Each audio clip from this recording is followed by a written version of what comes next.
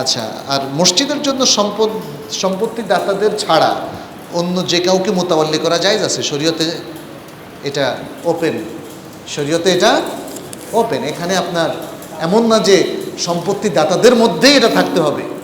হ্যাঁ, এইটা হচ্ছে মিউচুয়াল আন্ডারস্ট্যান্ডিংয়ের ব্যাপার।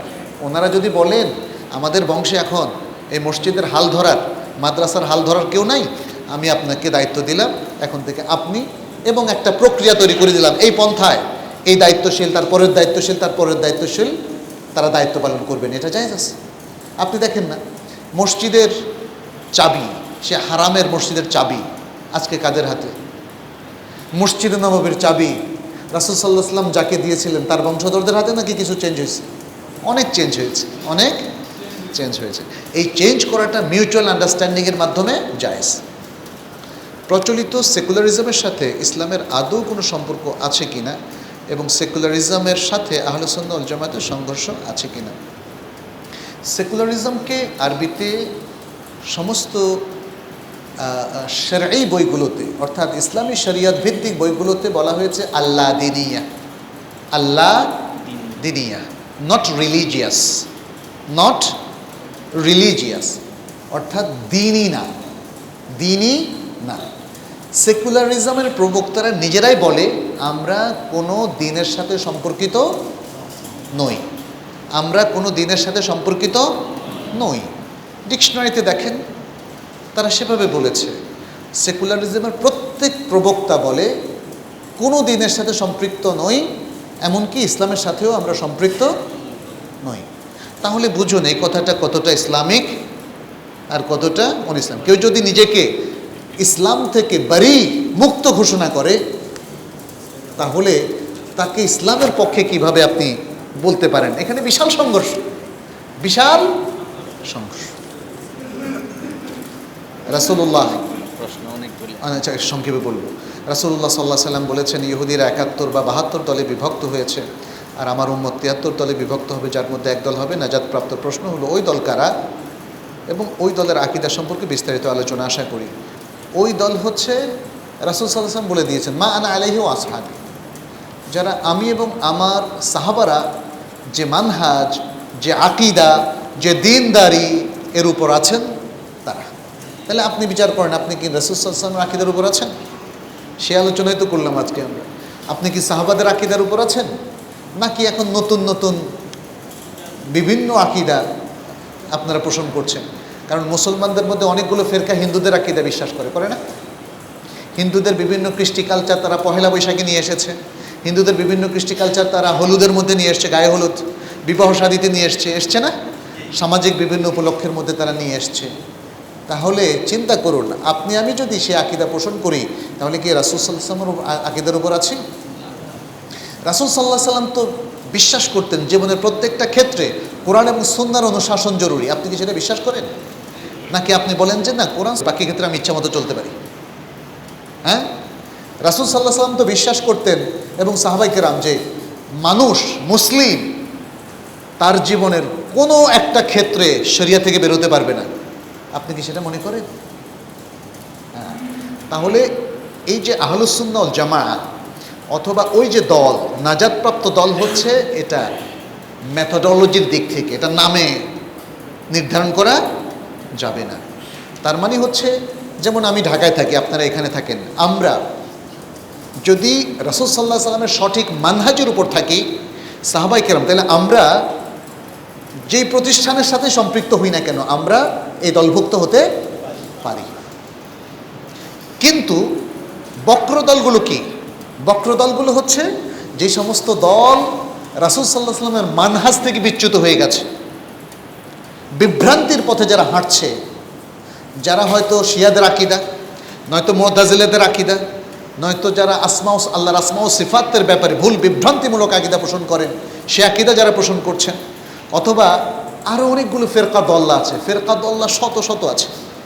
এখানে ৭৩টা বোঝানো দ্বারা কেউ কেউ ওলামায়ে কেরাম চেষ্টা করেছেন ৭৩টা নির্ধারণ করতে, কিন্তু সত্যিকার অর্থে রাসূল সাল্লাল্লাহু আলাইহি সাল্লাম সেটা তো ব্যাখ্যা করে যাননি। আমরা যেটা দেখতে পাচ্ছি এখন, ফেরকা কিন্তু ৭৩-এর চাইতেও বেশি। রাসূল সাল্লাল্লাহু আলাইহি ওয়াসাল্লাম অনেক সময় সংখ্যা উল্লেখ করে অনেক ফেরকা বুঝান, এটাও হতে পারে। আর অথবা তার ৭৩ ফেরকাকে বোঝার জন্য যে জ্ঞান দরকার সে জ্ঞান আমাদের কাছে নাই, কিন্তু একটা ফেরকা থেকে আপনি দেখবেন আরও উপফেরকা তৈরি হয়। আপনি দেখেন প্রচলিত বিভিন্ন দলের মধ্যে আবার গ্রুপ আছে, গ্রুপিং আছে না? একটা দেখবেন স্কুল কলেজ মাদ্রাসার মধ্যে আবার গ্রুপিং আছে, বলছে আপনি কোন গ্রুপের, তাই না? এরকম বলে না যে আমি ওই গ্রুপের, প্রিন্সিপালের গ্রুপ অথবা ভাইস প্রিন্সিপালের গ্রুপ অথবা মুহাদ্দিস সাহেবের গ্রুপ, এরকম বিভিন্ন গ্রুপ আছে। এটা একটা মাদ্রাসার কথা বললাম, কিন্তু আছে। তাহলে অনেক উপগ্রুপ মিলে আমরা দেখতে পাচ্ছি মুসলমানদের মধ্যে ফেরকা অনেক বেশি। এর মধ্যে কোনো একটা দল যদি বলে যে যারা আমাদের সাথে আছে শুধু তারাই ওই দল নাজাতপ্রাপ্ত, তাহলে সেটা ভুল করবে। বরং পৃথিবীর বিভিন্ন জায়গায় সহিপন্থী মুসলিমরা ছড়িয়ে ছিটিয়ে আছে এবং অনেকেই হয়তো বিভিন্ন নামেও কাজ করছে। তাহলে বিভিন্ন নামের লোকেরা যদি রাসূল সাল্লাল্লাহু আলাইহি ওয়াসাল্লামের মানহাজ এবং সাহাবাদের মানহাজের উপর থাকে, তাহলে তারা এই নাজাতপ্রাপ্ত দলের অন্তর্ভুক্ত হতে পারে। তাহলে আমরা এই জন্যই আজকে দেখেন আমাদের আলোচনাটাও কিন্তু কোনো দল সম্পর্কে নয় অথবা কোনো দলের বিরুদ্ধে না, আমরা কোরআন সুন্নাহ ভিত্তিক এই ফেরকায় নাজিয়ার আকীদা নিয়েই আমরা আলোচনা করেছি।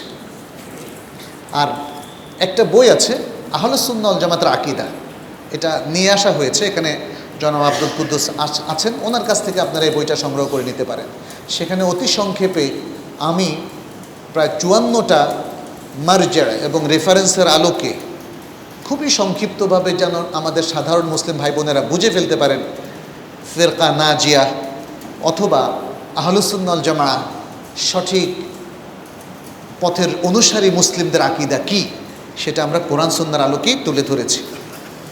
আচ্ছা, কোনো ব্যক্তি মারা গেলে তার কবরের সামনে কোরআন পড়া কি জায়েজ? এটা তো আমি উত্তর দিয়ে দিয়েছি, না। কবরকে সামনে রেখে বা কবরস্থানে কোরআন তেলাওয়াতের কোনো সুযোগ নাই, কারণ কবরস্থানে গিয়ে আপনি কিভাবে জিয়ারত করবেন রাসূল সাল্লাল্লাহু আলাইহি ওয়াসাল্লাম 100% ডিফাইন করে দিয়েছেন। আপনি সালাম দিবেন আর তার জন্য দোয়া করবেন। একাধিক দোয়া আছে, সেই দোয়া, এই একাধিক দোয়ার সবগুলো দোয়াও আপনি একসাথে উল্লেখ করতে পারেন, অসুবিধা নেই। আসসালামু আলাইকুম দারা কওমি মুমিনিন ওয়া ইন্না ইনশাআল্লাহু বিকুম লাহিকুন নাসআলুল্লাহ লানা ওয়া লাকুমুল আফিয়া ইয়ারহামুল্লাহু আল মুস্তাকদিমিনা মিন্না ওয়াল মুস্তাখিরিন। যে একাধিক দোয়া আপনি একসাথেও করতে পারেন, কিন্তু সেখানে গিয়ে নামাজের হাইসিয়তে দাঁড়ানো, সেখানে গিয়ে কবর ওয়ালার কাছে, সেখানে গিয়ে কোরআন খানি করা, ইয়াসিন খানি করা, ফাতেহা খানি করা, এগুলো সুন্নাহ দ্বারা সাব্যস্ত নয়। যেহেতু সুন্নাহ দ্বারা সাব্যস্ত নয়, অতএব এই ধরনের কার্যক্রম সেখানে অ্যালাউড নয়, বরং বেদাত হিসাবে গণ্য হবে বলেই মুহাক্কিক উলামায়ে কেরাম মত প্রকাশ করেছেন।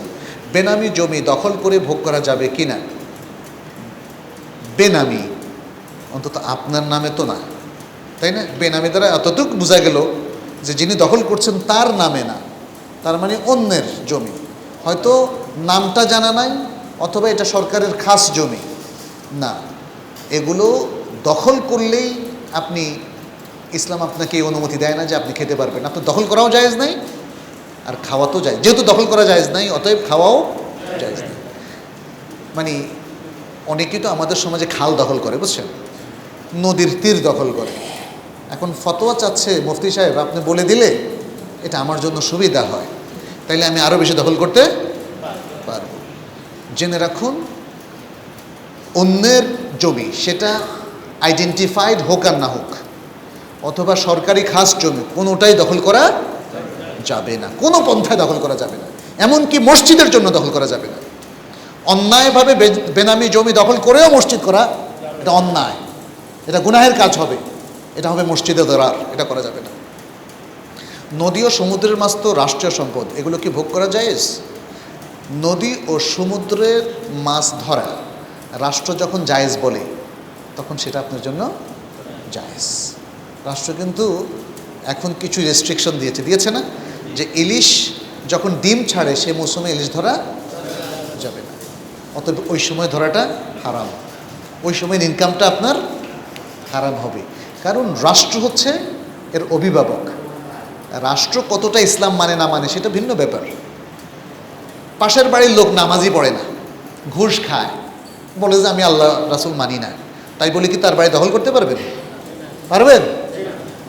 তাইলে বুঝেন, যে যখন অথরিটি হয় সেই অথরিটির বিরুদ্ধাচারণ করে আপনি মাছ ধরতেও পারবেন না এবং সম্পত্তি ভোগও করতে পারবেন না। সে অথরিটি ইসলামিক অথরিটি হোক অথবা অন ইসলামী অথরিটি হোক, বুঝতে পেরেছেন? এটা মনে রাখতে হবে।